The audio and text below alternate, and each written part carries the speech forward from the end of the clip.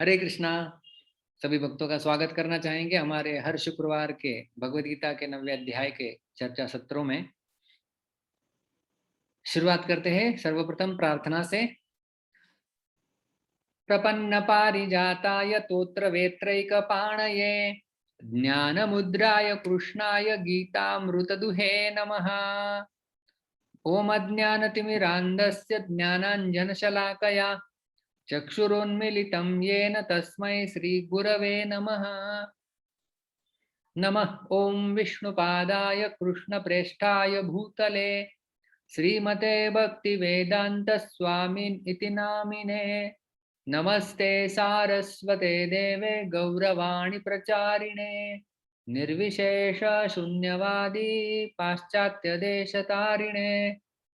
जय श्री कृष्ण चैतन्य प्रभु नित्यानंद श्री अद्वैत गदाधर श्रीवास आदि गौर भक्त वृंद। हरे कृष्ण कृष्ण कृष्ण हरे हरे, हरे राम राम राम हरे हरे। हरे कृष्णा। तो पिछली बार हमारे पिछले सत्र में हमने भगवत गीता के 9वें अध्याय के 9वें श्लोक के ऊपर चर्चा की थी।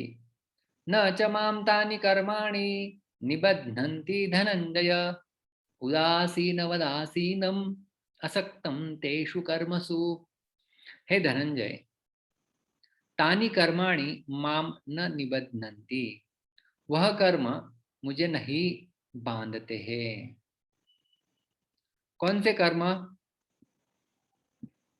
विसृजामि पुनः पुनः, जो 7वें और 8वें श्लोक में भगवान कृष्ण ने बताया था कि किस प्रकार से पुनः पुनः जीवों की सृष्टि की जाती है। तो भगवान कहते हैं कि ये कर्म तो हो रहे हैं, मतलब मैं कर रहा हूं। तो अर्जुन के मन में प्रश्न था कि इन कर्मों का बंधन आपको लगता है क्या? तो भगवान कहते हैं कि तानी कर्माणि, वह कर्म माम न निबध्नन्ति, मुझे नहीं बांध सकते। क्यों नहीं बांधते? क्योंकि तेषु कर्मसु, उन कर्मों में, न असक तानी कर्माणि न निबध्नन्ति, क्यों नहीं बांध सकती? क्योंकि असक्तम, भगवान अनासक्त है, और उदासीनवत आसीनम, कि उन कर्मों में भगवान की बिल्कुल उदासीनता है। उदासीन का अर्थ हमने देखा था। तो ये जो रिवीजन जहां पर लिखा हुआ है वो हमने पिछले सत्र में चर्चा की है। तानि कर्माणि माम न निबध्नन्ति, मुझे नहीं बांधते हैं वो कर्म। और इसी प्रकार का एक श्लोक भगवद गीता के 4थे अध्याय में भी पाया जाता है। न माम कर्माणि लिम्पन्ति न मे कर्म फले स्पृहा। कर्म मुझे बांध नहीं सकते, और न मुझे कर्म करने की कुछ अभिलाषा भी होती है। और इतना ही नहीं, इतिमाम यो अभिजानाति कर्म भीर्न सबध्यते, जो इसे अच्छी तरीके से जान लेता है वह भी कर्म बंधन में नहीं फंसता। और उदासीन वत, इस शब्द का अर्थ हमने देखा था उत आसीन। इसका अर्थ है ऊपर बैठा हुआ, जिसे हम लोग कहते हैं तटस्थ, जो पक्षपात नहीं करता है, जो तटस्थ है। इस प्रकार से है उदासीन। तो उदासीनवत आसीनम का अर्थ क्या होता है? कि प्रकृति ही जीवों को सृष्टि के प्रारंभ में उत्पन्न करती है। श्री कृष्ण बिल्कुल उदासीन के समान रहते हैं। और उदाहरण हमने एक देखा था, राजा ने अपराधी को कारागृह में डाल दिया है। तो जब ऐसा कहते हैं कि राजा ने डाल दिया है, तो राजा व्यक्तिगत रूप में वहां पर नहीं है, उन्होंने किसी सैनिक के द्वारा डलवाया होगा। तो वास्तव में किसने डाला था? सैनिक ने डाला था, लेकिन उसके पीछे हाथ किसका था? राजा का था। तो इस प्रकार से जैसे राजा यहाँ पर हम समझ सकते हैं, या फिर जैसे न्यायाधीश होता है, वो जब किसी को सजा देता है या फिर किसी को कुछ धनराशि अदा करता है, तब वह उदासीनवत होके बैठा रहता है, उनको कुछ फर्क नहीं पड़ता है उसमें से। और हमने इसमें एक विशेष बात ये भी देखी थी कि उदासीन और उदासीन वत ऐसा क्यों कहा गया है? क्योंकि ये वत यहाँ पर एक प्रत्यय है, संस्कृत में वो लगाया जाता है, मतलब इसके जैसा। तो भगवान उदासीन नहीं है, लेकिन उदासीनवत है, उदासीन जैसे है। तो ऐसा क्यों कहा गया है? तो बताया जाता है कि भगवान यदि उदासीन या तटस्थ रहते, उनमें जो कर्तापन है कि भगवान करते हैं विसृजामि पुनः पुनः, वो जो कर्तापन की भावना है उसका विरोध हो जाता यदि उदासीन कहा जाता तो। इसलिए भगवान कहते हैं कि उदासीन जैसे है, उदासीन जैसे है। आगे भगवान ने कहा था असक्तम। तो असक्तम का अर्थ होता है अनासक्त या विरक्त। तो भगवान अनासक्त है अपने कर्मों से। और हमने ये भी चर्चा की थी पिछले सत्र में, जिस समय व्यक्ति अपनी इच्छा की पूर्ति के लिए तथा प्रयास पूर्वक कर्म करता है, वह कर्म उसे बांधता है। कौन सा कर्म बांधता है? पहले तो वो अपनी इच्छा की पूर्ति के लिए चाहिए, और दूसरा उसमें कुछ प्रयास होने चाहिए। परंतु यहाँ पर हम लोग देखते हैं कि श्री कृष्ण की सृष्टि के कार्य में कोई इच्छा नहीं रहती, भगवान की इच्छा नहीं है, और न ही उन्हें कुछ प्रयास करना होता है, क्योंकि वो तो खुद नहीं करते, प्रकृति के माध्यम से होता है। इसलिए वो कर्म बंधन में नहीं फंसते। और हमने देखा था कि भगवान मनुष्य को एक शिक्षा दे रहे हैं, और वो है कर्म बंधन से छूटने का उपाय। क्या बताते हैं वो? जैसे मैं भी कर्मों में आसक्त न होने से बंधता नहीं हूं, ऐसे ही तुम लोग भी कर्मों में और उनके फलों में आसक्ति न रखो, तो सब कर्म करते हुए भी उनसे नहीं बंधे जाओगे। अगर तुम लोग कर्मों में और उनके फलों में आसक्ति रखोगे तो ही दुख पाना होगा, बंधन रूपी। और हमने, आपको पता होगा पिछली बार ये भी चर्चा की थी कि किस प्रकार से कर्म अशाश्वत, हाँ, कर्म अशाश्वत है, टेम्पररी है, आज है कल नहीं। और कर्म का फल भी अशाश्वत है, लेकिन उस फल में आसक्ति बंधन का कारण बन जाती है। तो इसलिए निरासक्त होकर कर्म करने के लिए भगवान कहते हैं। और इस श्लोक में भगवान ने अर्जुन को धनंजय कहा है। धन का अर्थ होता है संपत्ति, और जय मतलब जिसने प्राप्त कर ली है, विजय प्राप्त कर ली है। धनंजय का अर्थ होता है कि जिस व्यक्ति ने धन का संचय किया हुआ है, वह व्यक्ति। तो भगवान कहते हैं कि हे अर्जुन, आपका नाम तो धनंजय है, मतलब आपने धन का संचय किया होगा, लेकिन वास्तव में संपत्ति क्या है? वास्तव में संपत्ति है इन दो प्रकार का जो संचय है, इनका संचय करना, जो मेरे पास है, और आप भी उसे प्राप्त करो। कौन से? ये दो धन के बारे में, असक्तम और उदासीनवत आसीनम, कि जो भी कर्म कर रहे हैं वो अनासक्ति पूर्वक कर्म करना, और उदासीनवत ये भाव होना, ऐसा यहाँ पर भगवान बताते हैं।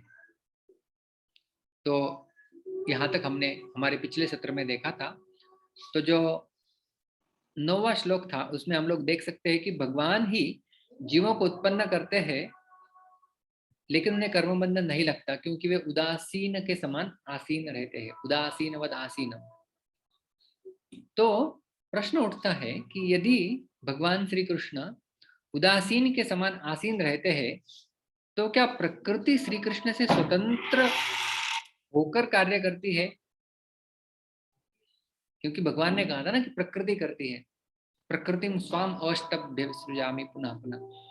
तो क्या ये प्रकृति उदासीन भगवान से स्वतंत्र होकर कार्य करती है? क्योंकि भगवान तो उदासीन हो गए, तो प्रकृति जो भी कार्य कर रही है, क्या वो प्रकृति अपनी स्वयं की इच्छा से कर रही है, स्वतंत्र होकर, या फिर कैसे कर रही है? तो इस प्रश्न का उत्तर भगवान श्री कृष्ण 10वें श्लोक में देते हैं। मयाध्यक्षेण प्रकृतिः सूयते सचराचरम हेतुनानेन कौन्तेय जगद्वी परिवर्तते। तो यहाँ पर हम लोग पद विभाग और संधि देखेंगे।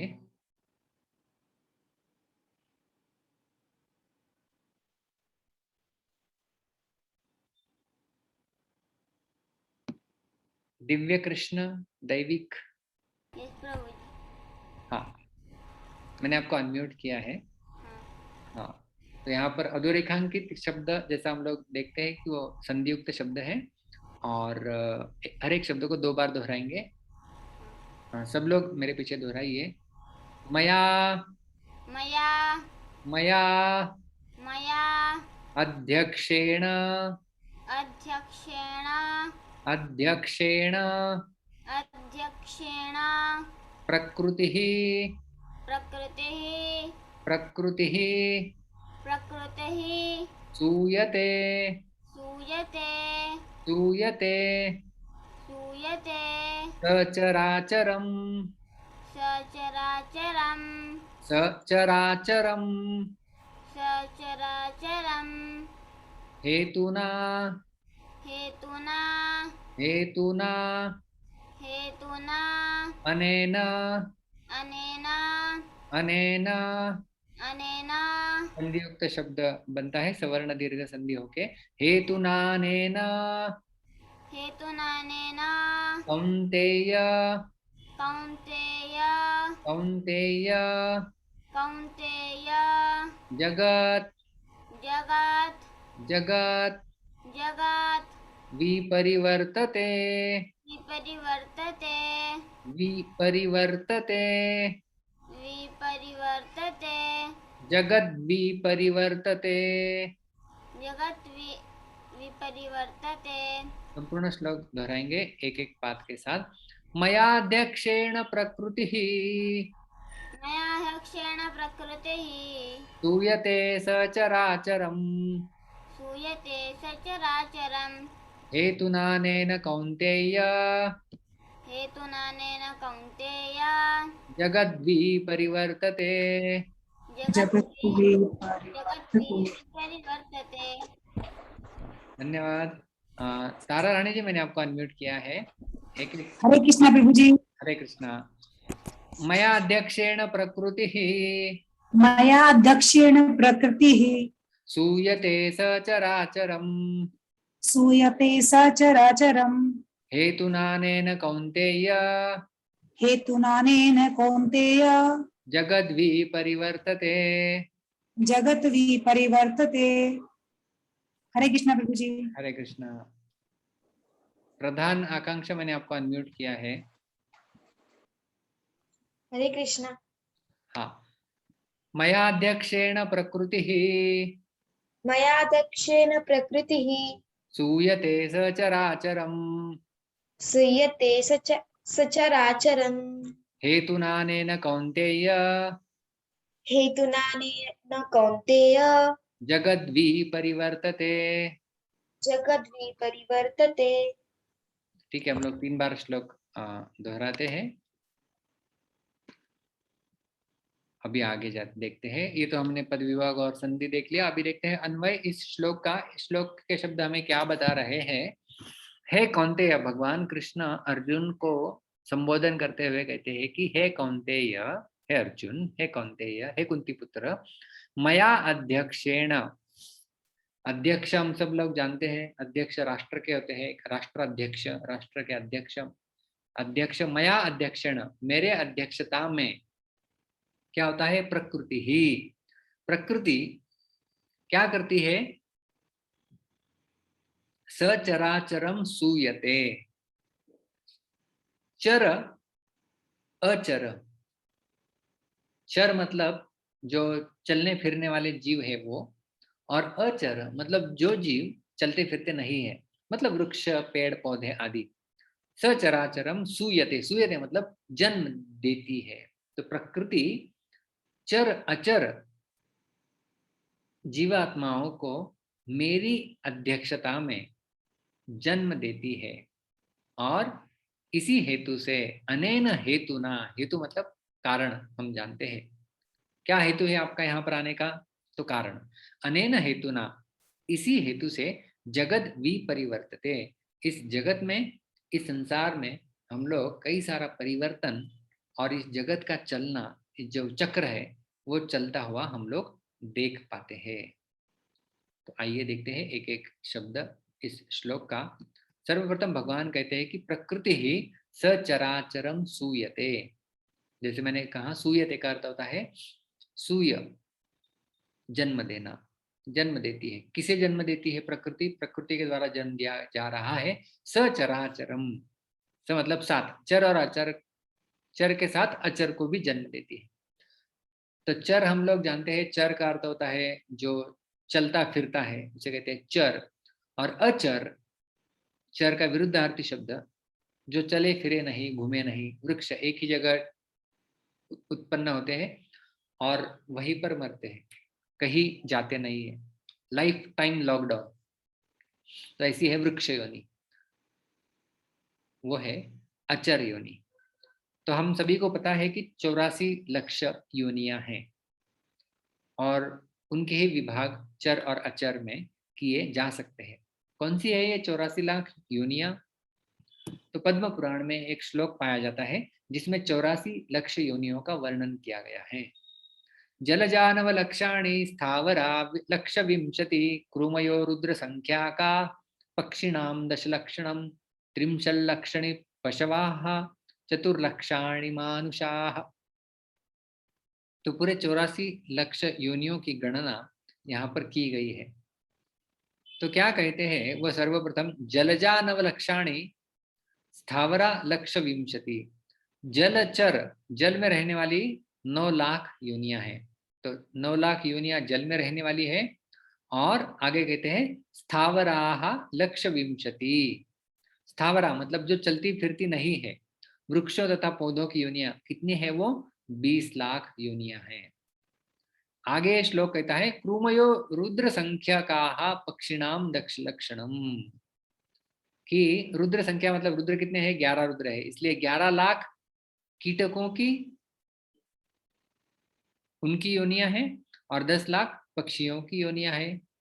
आगे कहते हैं त्रिंशल मतलब 30 लक्ष पशुओं की योनियां हैं और चतुर्लक्षाणि मानुषाः। तो 30 लक्ष पशुओं की योनियां हैं और 4 लक्ष मनुष्यों की योनियां हैं। तो इन सब की आप इन सबको अधिक कर देंगे तो आपको 84 लक्ष मिल जाएगा। 11 और 9 20 और 20 40 50 60 70 80 और ये 4, तो ये है कुल मिला के 84 लक्ष योनियां। तो आप इसमें भ्रमित मत होइए कि मनुष्य की 4 लाख योनियां दी गई है और हम लोग तो विश्व की लोक संख्या कितनी अरबों में पाते हैं, 7 करोड़, क्षमा करना 7 बिलियन, इतनी विश्व की लोक संख्या पाई जाती है। भारत की ही लोक संख्या हम लोग 140 करोड़ तक देखते हैं। तो मनुष्यों की 4 लक्ष योनियां कैसे बताई गई है? तो ये 4 लक्ष योनियां जो है वो जो हम लोग पिछले सत्र में देखे थे, पिछली बार 3 गुण होते हैं प्रकृति के, सत्व गुण, रजोगुण और तमोगुण। और इन 3 गुणों के आधार पे अलग अलग योनियां बनती है। तो एक योनि बनी तो ये 4 लाख केवल योनियां हैं, ये मनुष्यों की संख्या नहीं है, ये योनियों की संख्या है। तो एक योनि में लाखों लोग उसमें हो सकते हैं। तो ऐसे 4 लाख उनकी कैटेगरी है मनुष्यों की। जैसे उदाहरण के तौर पे ऐसी एक योनि जिसमें 50% सत्वगुण है, 25% रजोगुण और 25% तमोगुण, तो ये एक कैटेगरी हो गई। और इस कैटेगरी में 1 करोड़ लोग। तो ऐसे 4 लाख प्रमुख जो है वो कैटेगरीज हम लोग कह सकते हैं, उतनी योनियां हैं मनुष्यों की। तो सबसे अधिक देखते हैं हम लोग 30 लाख पशुओं की योनियां हैं, इतनी सारी योनियां हैं। तो जी यहाँ पर भगवान श्री कृष्ण कह रहे हैं ना कि प्रकृति सचराचरम सूयते। सचराचर का अर्थ क्या होता है? चर और अचर दोनों प्रकार की योनियों को प्रकृति जन्म देती है। तो इसमें चर और अचर कितने हैं? 84 लाख योनियों का यदि हम लोग विभाजन देखें तो 20 लाख योनियां वृक्षों और पौधों की है। तो ये 20 लाख हो गई अचर और बची हुई 64 लाख ये बन जाती है चर। तो सचराचरम प्रकृति ही सूयते। तो सचराचरम का अर्थ क्या हुआ? 64 लाख चर योनियां और 20 लाख अचर योनियां। तो इन सब को प्रकृति जन्म देती है। अच्छा, प्रकृति तो जन्म देती है, लेकिन प्रश्न हमारा था कि क्या प्रकृति स्वयं जन्म देती है? तो नहीं, प्रकृति जन्म देती है, लेकिन भगवान कहते हैं मया अध्यक्षेण, मेरी अध्यक्षता में प्रकृति जन्म दे सकती है, नहीं तो प्रकृति तो स्वयं में कुछ नहीं कर सकती। इसलिए अगला शब्द है मया अध्यक्षेण। आज का विज्ञान केवल इतना ही मानता है कि संपूर्ण सृष्टि प्रकृति के द्वारा ही उत्पन्न होती है, प्रकृति ही सबको जन्म देती है। तो स्वतः प्रश्न उठता है कि किसकी प्रकृति भाई? यदि प्रकृति है तो कोई पुरुष अवश्य है जिसकी प्रकृति है, और वह पुरुष है भगवान श्री कृष्ण, जो स्पष्ट रूप में यहाँ पर भगवान कहते हैं कि मया, मेरी अध्यक्षता में। और जो अध्यक्षेण शब्द है उसको भी हमें और अच्छे से समझना चाहिए। मया अध्यक्षेण, तो भगवान का अध्यक्ष शब्द को यदि आप विभाजित करें तो हम लोग देख सकते हैं अध्यक्ष, अधि, अधिक, अक्ष। अक्ष हम सब लोग जानते हैं, अक्ष का अर्थ होता है आंखें। अधि मतलब नीचे, अधः, अधः ऊपरी, अधः, अधि, अधि का अर्थ होता है नीचे। अधः अक्ष मतलब क्या जिनकी आंखें नीचे है? जी नहीं। अध्यक्ष का अर्थ होता है फिर जिनके नेत्रों के नीचे सभी कार्य होते हैं। इसलिए भगवान का एक नाम भी है ना, अधोक्षज, अधः अक्षज, जिनकी आंखों के नीचे सब कुछ होता है, मतलब सब कुछ हो रहा है यहाँ पर, वो उन्हें पता है, वो है अध्यक्ष। तो भगवान की अध्यक्षता में सब कुछ हो रहा है, इसका अर्थ है कि उनके नेत्रों के नीचे ही सारे कार्य हो रहे हैं। तो ये एक अर्थ है अध्यक्ष का। अध्यक्ष का और एक दूसरा अर्थ भी होता है, श्री कृष्ण अपनी दृष्टि के द्वारा ही प्रकृति के अंदर जीवों को गर्भस्थ करते हैं तथा फिर प्रकृति जीवों को भौतिक शरीर प्रदान करती है। तो जीवात्माओं को जन्म भगवान ही दे रहे, किस प्रकार से? अपने दृष्टि क्षेप से। श्रीमद् भागवत के द्वितीय और तृतीय स्कंद में जब सृष्टि की उत्पत्ति उसके ऊपर चर्चा की गई है, उसमें बताया गया है कि भगवान श्री कृष्ण सर्वप्रथम क्षोभ उत्पन्न करते हैं प्रकृति में, वो अव्यक्त रूप में प्रधान अवस्था में स्थित होती है, और उसके पश्चात जब भगवान की दृष्टि, ग्लैंस ऑफ द लॉर्ड, उनके ऊपर पड़ती है, तब क्षोभ उत्पन्न होता है और फिर काल शक्ति आती है, और किस प्रकार की जीवों की सृष्टि होती है इसका विस्तार से वर्णन किया गया है। वो हमारे चर्चा का यहाँ पर विषय नहीं है, लेकिन मुख्य रूप में देखने के लिए मुद्दा यह है कि अध्यक्ष, भगवान की दृष्टि मात्र से सृष्टि हो जाती है। यह भी एक अध्यक्ष का दूसरा अर्थ हमें देखने को और समझने को मिलता है। इसी प्रकार से गीता के 14वें श्लोक में, 14वें अध्याय के 4थे श्लोक में भगवान कृष्ण और एक बार यह बताते हैं कि सर्वयोनिषु कौन्तेय मूर्तयः सम्भवन्ति याः तासां ब्रह्म महद्योनिरहं बीजप्रदः पिता। श्रील प्रभुपाद जी हमेशा यह श्लोक कोट करते थे प्रमाण के रूप में कि प्रकृति अकेली जन्म नहीं दे सकती, उसमें पुरुष की आवश्यकता होती है। इसलिए भगवान कहते हैं कि सर्वयोनिषु कौन्तेय मूर्तयः सम्भवन्त्या तासां ब्रह्म महद्योनि, जो ब्रह्म महद्योनि है उसमें बीज प्रदः पिता अहम, मैं उसमें बीज डालने वाला पिता होता हूँ। तो प्रकृति को यदि हम लोग माता माने, माँ प्रकृति, तो भगवान हमारे पिता बन जाते हैं जो बीज प्रदान करते हैं। तो यदि हम इसे समझना चाहते हैं तो इस प्रकार से समझ सकते हैं, प्रकृति है माता, भगवान श्री कृष्ण है पिता, और बच्चे के रूप में वो है जीवात्मा। तो हालांकि प्रकृति जन्म देती है, लेकिन प्रकृति, क्या माँ बिना पिता के किसी शिशु को कभी जन्म दे सकती है? वो क्षमता माँ में नहीं होती है। तो पुरुष या पिता, उनके सहाय से ही माता शिशु को जन्म दे सकती है। उसी प्रकार से भगवान की अध्यक्षता में प्रकृति जीवात्माओं को जन्म दे सकती है। यह हो गया अर्थ मया अध्यक्षेण का। और एक उदाहरण से समझते हैं। हमारे घरों में कई सारे विद्युत उपकरण होते हैं। इस चित्र में आप देख सकते हैं, समीकर है, इस्त्री जिसे हम लोग कह सकते हैं, पंखा है, मिक्सर है, फ्रीज है, जो भी इलेक्ट्रिकल इक्विपमेंट जिसे हम लोग कहते हैं। तो ये विद्युत उपकरण जो हमारे घर में है, विभिन्न यंत्रों के द्वारा अनेकानेक कार्य होते हैं। कार्य भी अलग अलग है, यंत्र भी अलग अलग है, परंतु उन सभी यंत्रों में शक्ति जो है वो बिजली की होती है, बिजली की शक्ति है। बिजली की शक्ति के बिना यंत्र स्वयं काम नहीं कर सकते। यदि बिजली नहीं है तो पंखा नहीं चलेगा, बिजली नहीं है तो मिक्सर आपका काम नहीं करेगा, बिजली नहीं है तो आपका रेफ्रिजरेटर काम नहीं करेगा। तो उपकरण या यंत्र अलग अलग है, लेकिन उनमें केंद्रवर्ती कार्य करने की शक्ति जो है वो बिजली के माध्यम से आ रही है। बिजली में सब शक्तियां हैं, पर वे मशीनों के द्वारा ही प्रकट होती हैं। ऐसे ही भगवान में अनंत शक्तियां हैं, पर वे प्रकृति के द्वारा प्रकट होती है।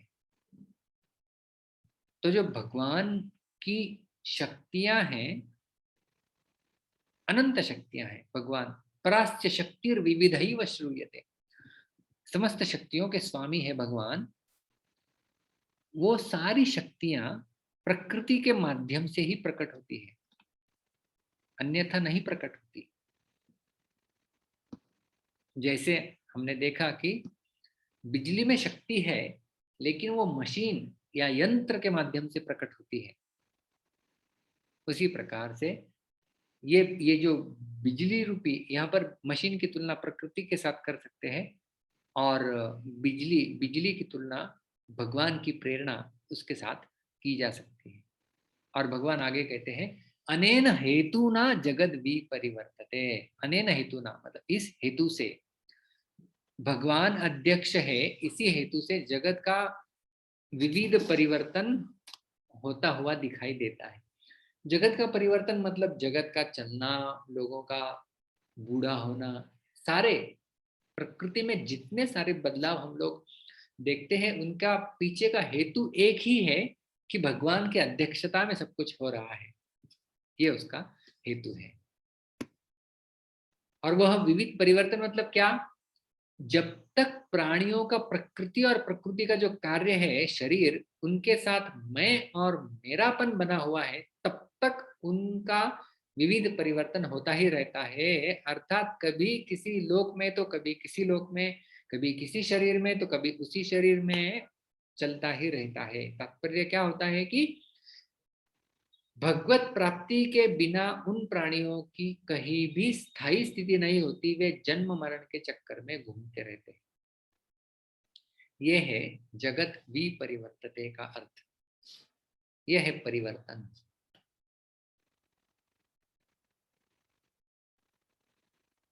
तो सर्वप्रथम प्रकृति और हमारा जो शरीर है सभी प्राणियों का, वो प्रकृति का ही कार्य है। इस शरीर में जब मैं और मेरा, जैसे भगवान श्री कृष्ण गीता के दूसरे अध्याय में भी बताते हैं ना कि भोग ऐश्वर्य प्रसक्तानाम तया अपहृत चेतसाम व्यवसायात्मिका बुद्धि समाधौ न विधीयते। दूसरे अध्याय के 44वें श्लोक में भगवान कहते हैं कि भोग और ऐश्वर्य, तो भोग है मैं से संबंधित और मेरा है ऐश्वर्य से संबंधित। भोग और ऐश्वर्य, मैं मेरा, तो मैं यह शरीर हूं और जो भी इस शरीर से संबंधित है वो मेरा है। जब तक यह भाव किसी जीवात्मा में दृढ़ता पूर्वक रहेगा, तब तक उसका जन्म मृत्यु का चक्र चलता ही रहेगा। और वो वो जो चक्र है, जन्म मृत्यु का चक्र चल रहा है, वो किसके अध्यक्षता में? मया अध्यक्षेण प्रकृति, भगवान के अध्यक्षता में प्रकृति के माध्यम से वह चलता रहेगा, चलता रहेगा। अगर प्राणी, जिन भगवान की अध्यक्षता में सब परिवर्तन होता है, अपने उनके साथ यदि अपना संबंध स्थापित कर ले, जो स्वतः सिद्ध है, तो भगवान के साथ जो वास्तविक प्रेम है वह प्रकट हो जाएगा। तो हमारा जो अभी हमने प्रकृति और उसके कार्य के साथ अपना संबंध मान रखा है, मैं ये शरीर हूं और जो भी कुछ है ये मेरा है, तो हमें भगवान के साथ संबंध जोड़ना है। का अर्थ क्या हुआ? मैं भगवान का सेवक हूं, मैं हूं, और मेरा मतलब क्या? भगवान मेरे हैं, जिसे हम लोग कहते हैं अहमता और ममता। तो ये अहमता और ममता जब तक इस भौतिक वस्तुओं के साथ संबंधित है, तब तक जन्म मृत्यु का चक्र विपरिवर्तते चलता रहेगा। लेकिन जब इस अहमता और ममता का संबंध, जिनकी अध्यक्षता में सब कुछ हो रहा है, उनके साथ जब जुड़ जाता है, तब व्यक्ति मुक्त हो जाता है, बंधन में नहीं फंसता।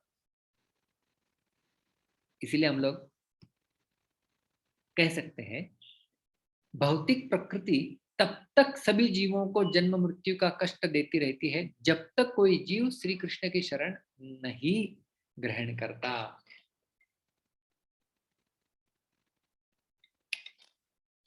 जब तक भगवान श्री कृष्ण की शरण नहीं ली जाए, तब तक जन्म मृत्यु का चक्र जो है वो चलता ही रहेगा।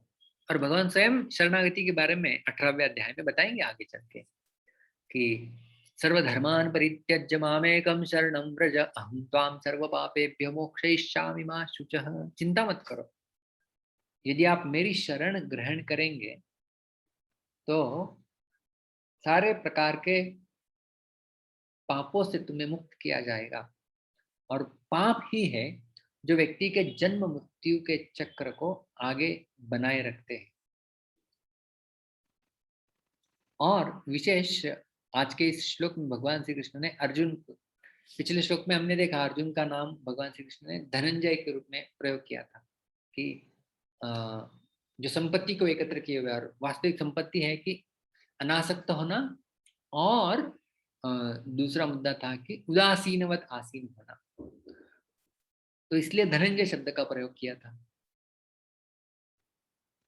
लेकिन अभी आज के श्लोक में भगवान कौन्तेय शब्द का प्रयोग करते हैं।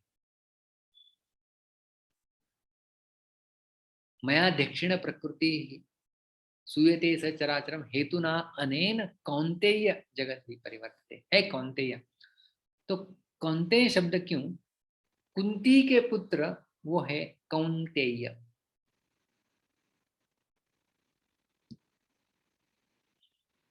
भगवान श्री कृष्ण अर्जुन का संबंध कुंती के साथ बताते हैं। कुंती के पुत्र है ना, तो कुंती के साथ संबंध क्यों बताया?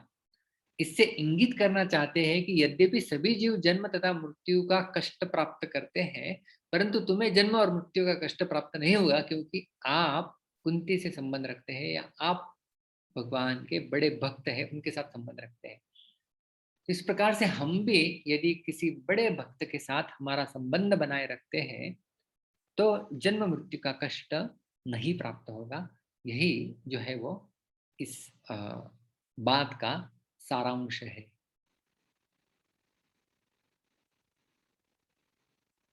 एक विशेष मुद्दा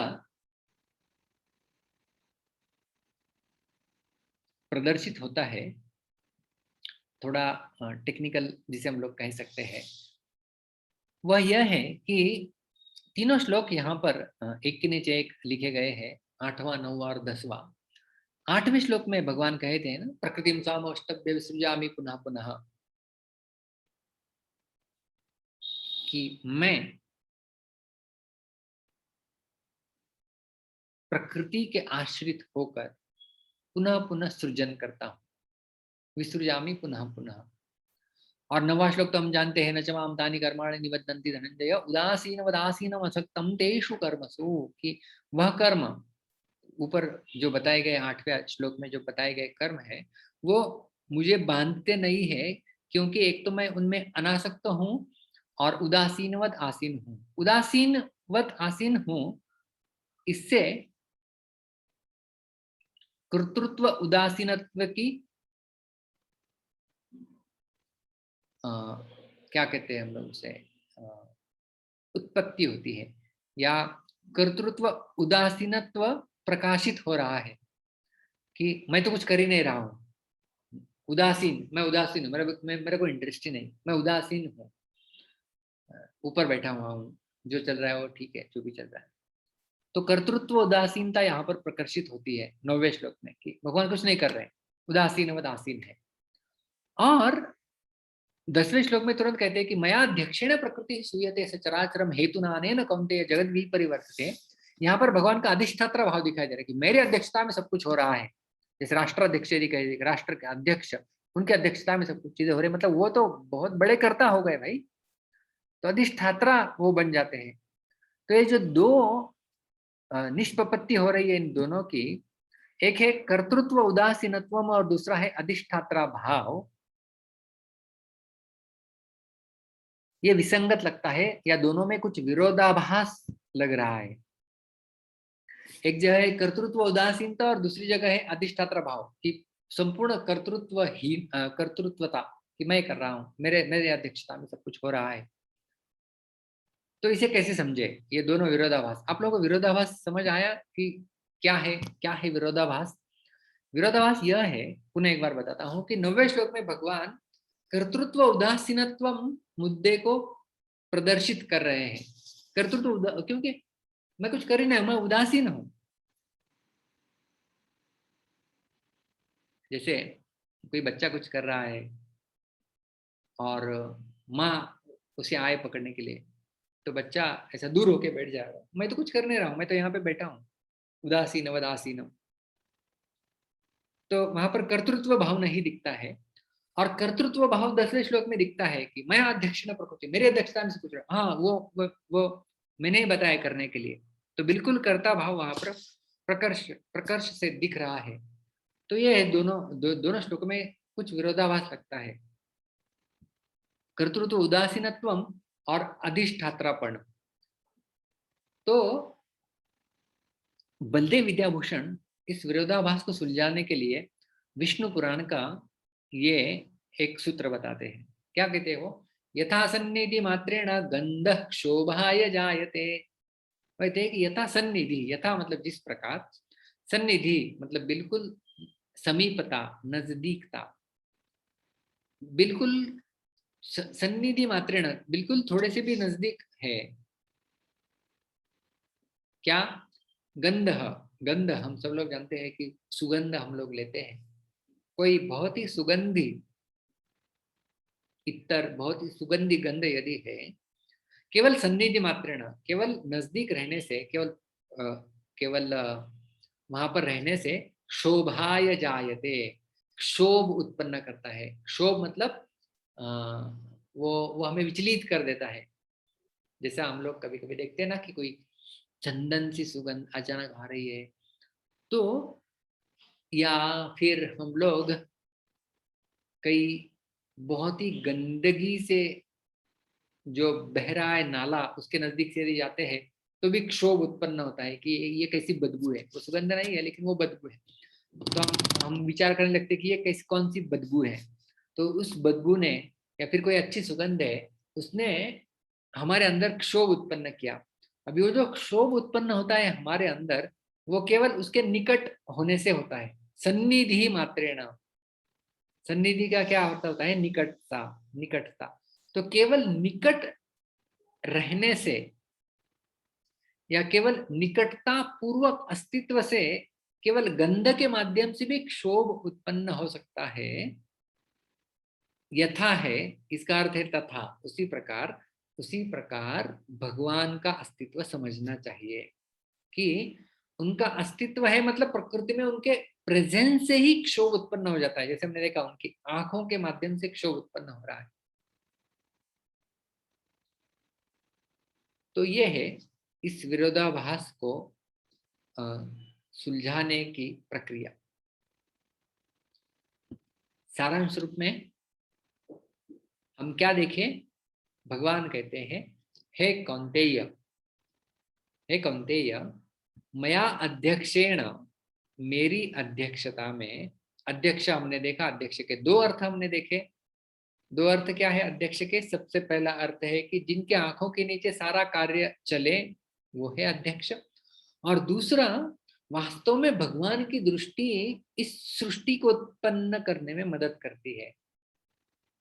Lord first of all in his Karnodakshayi Vishnu form glances on the महत्त्व, कि भगवान की दृष्टि मात्र से ही जीवों को रूपांतरित किया जाता है, स्थानांतरित किया जाता है।